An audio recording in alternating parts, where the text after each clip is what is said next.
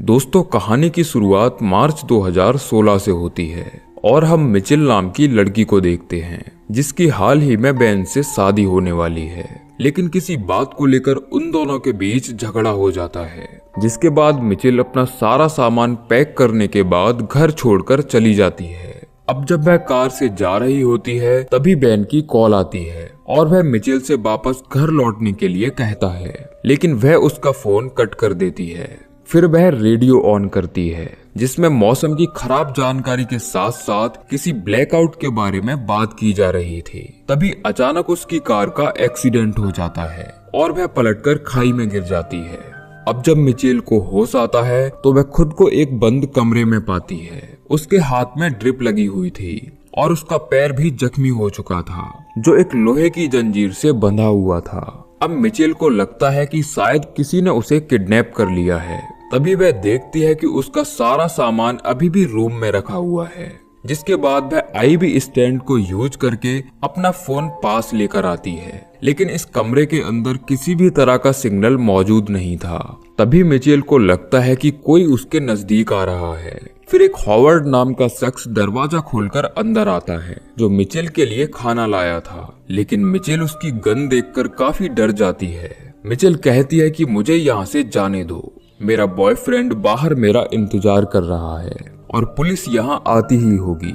ये शख्स कहता है कि तुम्हें मुझसे डरने की जरूरत नहीं है, मैं बस तुम्हें बचाने की कोशिश कर रहा हूँ। फिर वह मिचेल को बैसाखी और चाबी देकर यहाँ से चला जाता है। लेकिन मिचेल ऐसे किसी अनजान शख्स पर भरोसा नहीं कर सकती थी, इसीलिए वह यहाँ से बाहर निकलना चाहती थी। अब वह अपने पैर में बंधी चेन को खोलती है और उस चाबी से स्टिक को नुकीला करके एक हथियार बना लेती है, ताकि जैसे ही वह शख्स अंदर आए तो मिचेल उस पर हमला करके यहाँ से भाग सके। लेकिन काफी इंतजार करने के बाद भी कोई अंदर नहीं आता। फिर वह एक कपड़े को जलाकर कमरे में धुआं कर देती है, जिसके बाद फायर अलार्म बजना शुरू हो जाता है। अब जैसे ही वह शख्स अंदर आता है तो मिचेल उस पर हमला कर देती है, लेकिन हॉवर्ड मिचेल को पकड़कर उसे बेहोशी का इंजेक्शन लगा देता है। अब कुछ समय बाद जब मिचेल को होश आता है तो हॉवर्ड उसके सामने खाना लिए बैठा था, जिसके बाद वह हॉवर्ड से घर जाने के लिए मिन्नतें करती है। फिर हॉवर्ड कहता है कि बाहर जाना खतरे से खाली नहीं है। दरअसल इस एरिया में एक बहुत बड़ा हमला हुआ है, जो शायद किसी तरह का न्यूक्लियर या केमिकल अटैक हो सकता है, इसीलिए हमारा बंकर में ही रहना सेफ है। हॉवर्ड बताता है कि तुम्हारा एक्सीडेंट हुआ था और जब मैं वहाँ से गुजर रहा था तो तुम मुझे बेहोश मिली, जिसके बाद मैं तुम्हें यहाँ ले आया और तुम्हारी जान बचाई, इसीलिए तुम्हें मेरा एहसान मानना चाहिए। तभी मिचेल अपने परिवार वालों से बात करने के लिए हॉवर्ड से उसका फोन मांगती है, लेकिन वह कहता है कि हवा में रेडिएशन फैलने के कारण बाहर हर कोई मर चुका है। शायद यहाँ की हवा को नॉर्मल होने में कई साल लग सकते हैं, इसीलिए जब तक सब कुछ ठीक नहीं हो जाता तब तक हमें इस बंकर के ही अंदर रहना चाहिए। तभी वहाँ किसी चीज के गिरने की आहट होती है, जिसके बाद हॉवर्ड मिचेल को लॉक करके बाहर चला जाता है। अब कुछ घंटे बाद जब मिचेल नींद से जागती है तो उसे एक आवाज सुनाई देती है, जैसे मानो कि कोई कार उसके ऊपर से गुजरी हो। तभी वह देखती है कि रूम का दरवाजा खुला हुआ है। फिर वह तुरंत बाहर जाती है और देखती है कि हॉवर्ड ने यहाँ बहुत सारा खाना जमा कर रखा है। तभी उसकी मुलाकात एमिट से होती है, जो अपने टूटे हुए हाथ के साथ बाहर लेटा हुआ था। फिर मिचेल एमिट से अपने साथ यहाँ से निकलने के लिए कहती है, लेकिन एमिट का विश्वास था कि बाहर की हवा दूषित हो चुकी है, अगर वो लोग बंकर से बाहर गए तो मारे जाएंगे। इसी बीच यहाँ हॉवर्ड आ जाता है और मिचेल को बताता है कि तुमने जो आवाज सुनी वह एमिट की वजह से हुई थी, उसने कुछ चीजों को नीचे गिरा दिया था। फिर वह मिचेल को बंकर का टूर करवाता है, जिसके अंदर सारी चीजें बहुत ही अच्छे तरीके से रखी हुई थी। साथ ही यहाँ समय बिताने के लिए मनोरंजन की काफी चीजें थी। लेकिन इस बंकर के अंदर केवल एक ही बाथरूम था, जो हॉवर्ड के बेडरूम से अटैच था, इसीलिए वह मिचेल से बिना दरवाजा बंद किए उसे यूज करने के लिए कहता है, क्योंकि वह उस पर यकीन नहीं करता था। ये बात मिचेल को बहुत ही अजीब लगती है, लेकिन उसके पास कोई चॉइस नहीं थी, जिसके बाद वह पर्दा लगाकर बाथरूम यूज करती है। फिर अचानक वहां की लाइट फ्लक्चुएट होने लगती है और मिचेल को एक बार फिर ऊपर से किसी कार के गुजरने की आवाज सुनाई देती है। वह हॉवर्ड को बताती है कि ये आवाज मैंने पहले भी सुनी थी, लेकिन वह यह कहकर बात खत्म कर देता है कि वह आवाज जनरेटर की है।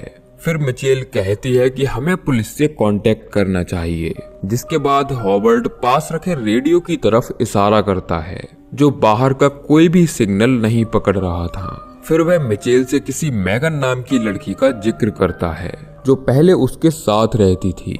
वहीं मिचेल को उसकी किसी भी बात पर यकीन कर पाना बहुत मुश्किल हो रहा था, जिसके बाद हॉवर्ड उसे यकीन दिलाने के लिए एग्जिट डोर के पास लेकर जाता है, जिसके पहले दरवाजे पर काफी टाइट सिक्योरिटी थी।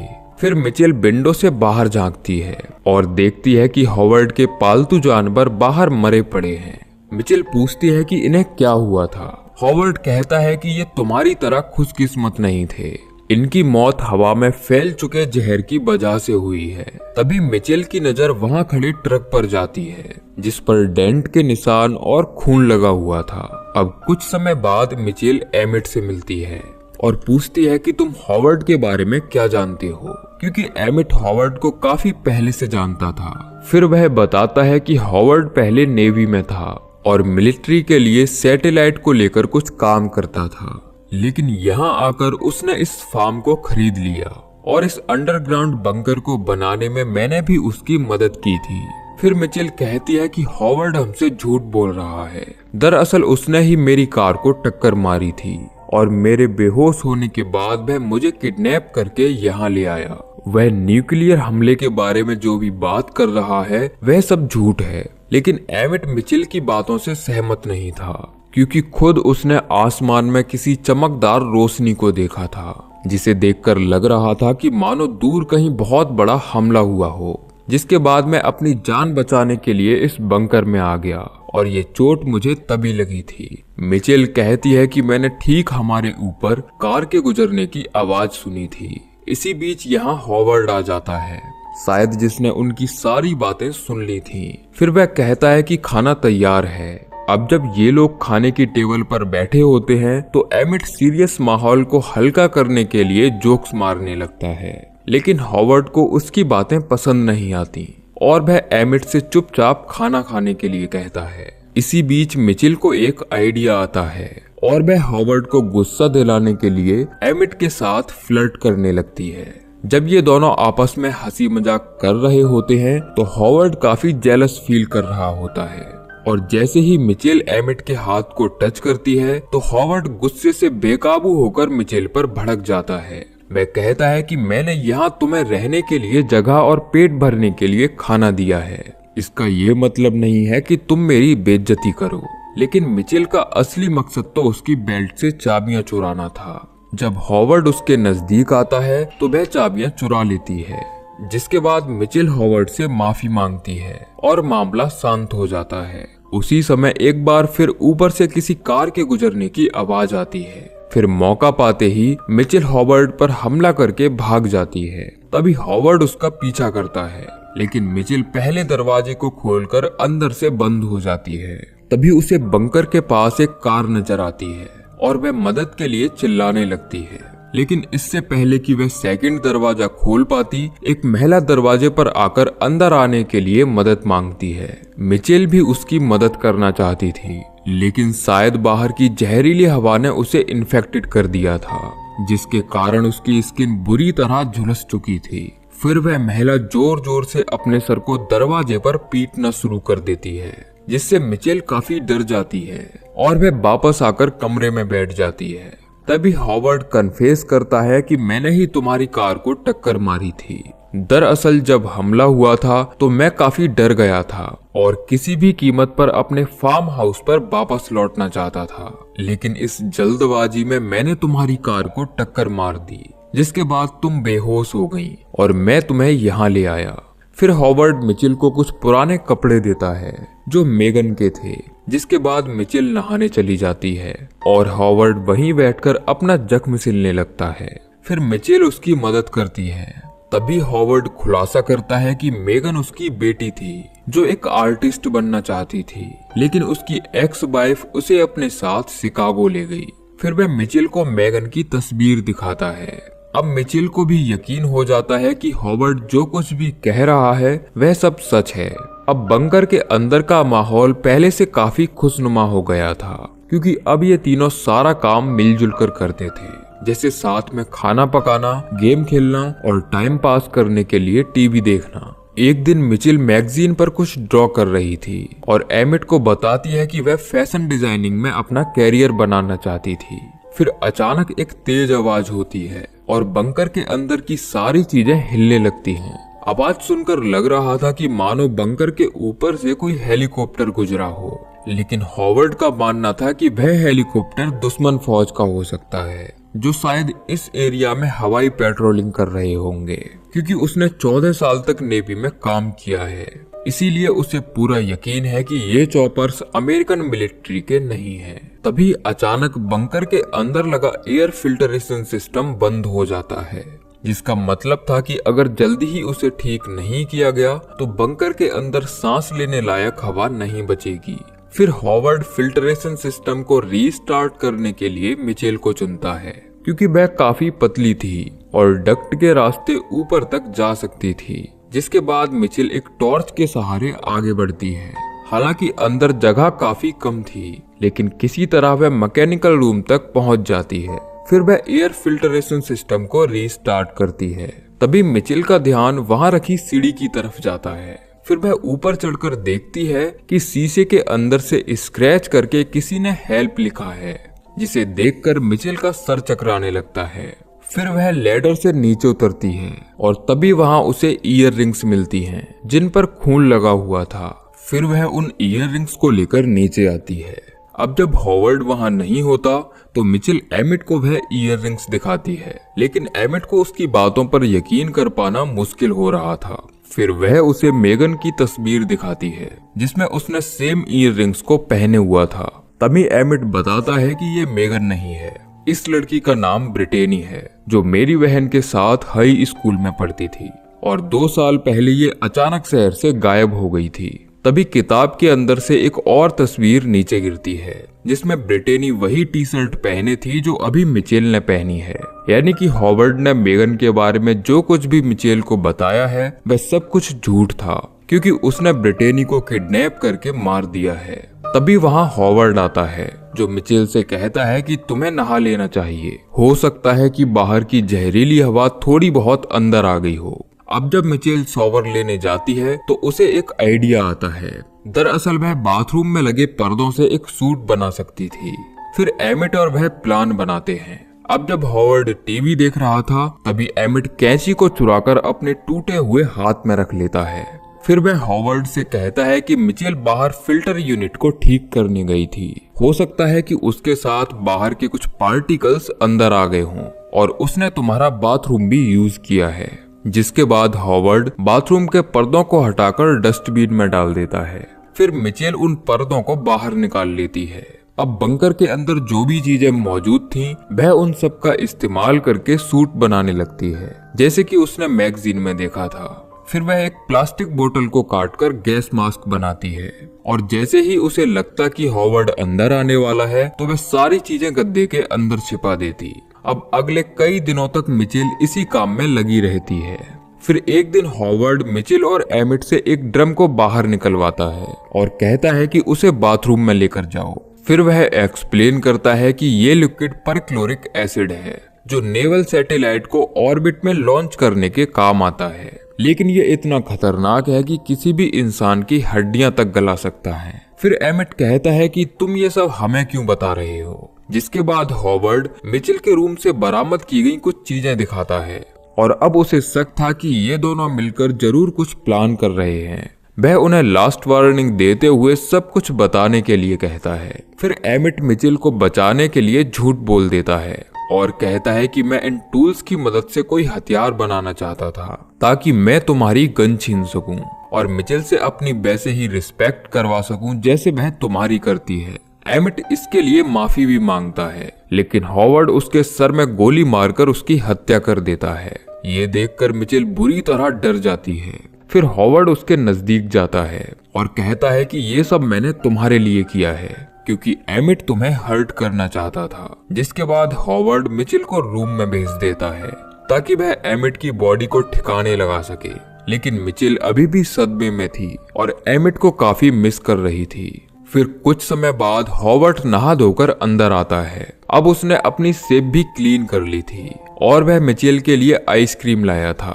वह मिचेल से कहता है कि अब इस बंकर में केवल हम दोनों ही बचे हैं, अब हमें डिस्टर्ब करने वाला कोई नहीं है, इसीलिए मैं चाहता हूँ कि हम दोनों एक अच्छे परिवार की तरह रहें। अब मिचेल को हॉवर्ड के इरादे साफ पता चल चुके थे, लेकिन वह अपने प्लान पर कायम रहती है और हार ना मानते हुए उस सूट पर काम करना जारी रखती है। फिर एक दिन अचानक उसे हॉवर्ड के आने की आवाज सुनाई पड़ती है। फिर वह जल्दी से सूट को गद्दे के नीचे छिपा देती है, लेकिन गलती से मास्क बाहर रह जाता है जिसे वह बेंट के अंदर छिपा देती है। फिर हॉवर्ड आकर कहता है कि खाना तैयार है, लेकिन तभी बेंट का एक स्क्रू ढीला होने की वजह से नीचे गिर जाता है। फिर हॉवर्ड बेंट को चेक करता है, लेकिन उसके हाथ मास्क तक नहीं पहुंचते। फिर वह मिचेल से पूछता है कि आखिर बेंट का स्क्रू ढीला क्यों है। तभी अचानक उसकी नजर गद्दे के नीचे छिपे हुए सूट पर जाती है, जिसका कुछ हिस्सा बाहर निकला हुआ था। जिसके बाद वह मिचेल को पकड़कर एक तरफ फेंक देता है और मैट्रेस के हटते ही उसे सूट मिल जाता है। इससे पहले कि हॉवर्ड कोई एक्शन लेता, मिचेल कमरे से बाहर भागकर दरवाजा लॉक कर देती है। जिसके बाद वह हॉवर्ड के रूम में जाकर केमिकल की शीशी लेती है जो चीजों को जमाने के काम आती है। यहाँ उसे एमिट की बॉडी भी मिलती है जिसे हॉवर्ड ने केमिकल में डुबोकर गला दिया था। तभी हॉवर्ड आकर उसे रोकने की कोशिश करता है, लेकिन मिचेल केमिकल से भरा ड्रम उसके ऊपर गिरा देती है, जिसके फैलते ही फ्लोर गलने लगता है और अचानक शॉर्ट सर्किट होने की वजह से वहां आग लग जाती है। उधर मिचेल रूम में वापस जाकर अपना सूट लेती है, लेकिन एक बार फिर हॉवर्ड उसका रास्ता रोकता है। इस बार मिचेल खाने से भरी हुई अलमारियां उसके ऊपर गिरा देती है। जब हॉवर्ड नीचे दब जाता है तो वह भागकर मेन दरवाजे की तरफ जाती है, लेकिन आग के फैलने से आगे बढ़ना संभव नहीं था।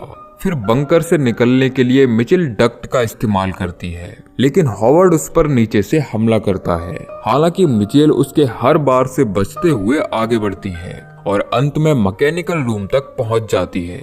फिर वह जल्दी से सूट को पहनती है और टेप की मदद से उसे अच्छी तरह से सील कर देती है ताकि जहरीली हवा कहीं से भी अंदर ना आ सके। जिसके बाद वह सीढ़ी से चढ़कर विंडो तक पहुंचती है और उस केमिकल को ताले पर तब तक स्प्रे करती है जब तक वह टूट नहीं जाता। फिर मिचेल विंडो खोलकर बंकर से बाहर निकलती है और अपने आसपास की हर चीज को बहुत ही ध्यान से ऑब्जर्व करती है। तभी उसका ध्यान आसमान में उड़ रहे पक्षियों पर जाता है, जिसका मतलब था कि बाहर की हवा दूषित नहीं है। फिर वह अपना मास्क उतारती है और देखती है कि सब कुछ नॉर्मल है। वह खुले आसमान के नीचे आसानी से सांस ले पा रही थी। उसी समय मिचेल को किसी एयरक्राफ्ट के गुजरने की आवाज आती है जो फार्म हाउस से थोड़ी दूरी पर था। इससे पहले कि उसे कुछ समझ आता, अचानक बंकर के अंदर एक बहुत बड़ा ब्लास्ट होता है। फिर धमाके की आवाज सुनकर वह एयरक्राफ्ट फार्म हाउस की तरफ आने लगता है, जिसे देखकर मिचेल शॉक्ड हो जाती है क्योंकि ये एयरक्राफ्ट एलियंस का स्पेसशिप था। तभी वह उस कार की तरफ दौड़ती है जो उस महिला की थी, लेकिन कार के टच करते ही उसमें अलार्म बजने लगता है जो एलियंस का ध्यान अपनी तरफ खींच लेता है। जिसके बाद मिचेल दौड़कर पास बने एक घर के अंदर छिप जाती है। यहाँ उसे उस महिला की बॉडी मिलती है जिसकी वह कार थी। तभी मिचेल होल से बाहर झांकती है और देखती है कि एक क्रिएचर कार के नजदीक उसकी तलाश कर रहा है। फिर मिचेल किसी तरह कार की चाबियां ढूंढती है और इससे पहले कि वह क्रिएचर मिचेल तक पहुंचता, वह कार का अलार्म बंद कर देती है। अब वह बाहर निकलकर एक दूसरे घर की तरफ भागती है, लेकिन वह क्रिएचर उसका पीछा करता है। तभी एलियंस का वह स्पेसशिप मिचेल के ऊपर किसी तरह की जहरीली गैस छोड़ता है, लेकिन मिचेल तुरंत अपना गैस मास्क पहन लेती है, जिसकी वजह से गैस का उसके ऊपर कोई असर नहीं होता। फिर अचानक वह क्रिएचर मिचेल पर हमला कर देता है, जिससे बचने के लिए वह ट्रक के अंदर छिप जाती है। लेकिन तभी एलियंस का स्पेसशिप ट्रक को ऊपर खींचने लगता है। तभी मिचेल को ट्रक में अल्कोहल की बोतल और एक लाइटर मिलता है, जिसकी मदद से वह एक बॉम्ब बनाती है और जैसे ही ट्रक एलियंस की शिप के नजदीक जाता है वह उस बोतल को होल के अंदर फेंक देती है, जिसके ब्लास्ट होते ही स्पेसशिप क्रैश हो जाता है। लेकिन मिचेल किसी तरह सरवाइव कर जाती है। अब इससे पहले कि उसके साथ कोई और अनहोनी होती, मिचेल उस महिला की कार लेकर यहाँ से भाग जाती है। तभी मेल बॉक्स के टूटने से हमें इस जगह का एड्रेस पता चलता है, जिस पर 10 क्लोवरफील्ड लिखा हुआ था। अब कुछ किलोमीटर चलने के बाद कार में लगा रेडियो सिग्नल पकड़ने लगता है, जिसमें बताया जा रहा था कि मिलिट्री ने एलियंस से दक्षिणी सागर तट वापस ले लिया है, जबकि अभी भी कुछ लोग हॉस्टन में फंसे हुए हैं जिन्हें मेडिकल सहायता की बहुत जरूरत है। जिसके बाद मिचेल कार को हॉस्टन की तरफ मोड़ देती है, यानी कि उसने डिसाइड किया था कि वह फंसे हुए लोगों की मदद करेगी और एलियंस से लड़ना जारी रखेगी। और इसी के साथ ये मूवी एंड हो जाती है। तो दोस्तों, ये थी कहानी 10 क्लोवरफील्ड लेन मूवी की, जो जरूर आपको पसंद आई होगी। बाकी आप कमेंट करके बताइए कि आपको ये कहानी कैसी लगी। मिलते हैं अगले वीडियो में, तब तक के लिए जय श्री कृष्णा।